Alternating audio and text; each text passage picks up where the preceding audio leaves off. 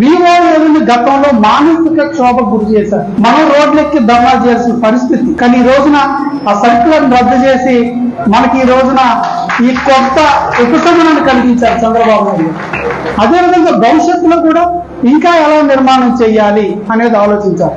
అంటే ఇలాంటి ఒక మార్పు ఈ సమాజానికి అవసరం, కుటుంబాలకు అవసరం, గ్రామాలకు అవసరం, ఈ రాష్ట్రానికి అవసరం.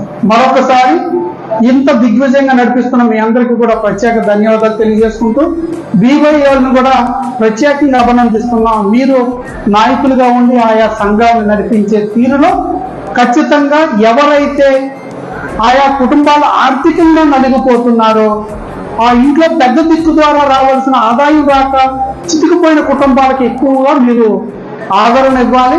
అవసరం అనుకుంటే రూల్స్ కాసేపు పక్కన పెట్టైనా మానవీయ కోణంలో వాళ్ళకి మనం సాయంగా నిలబడాలి.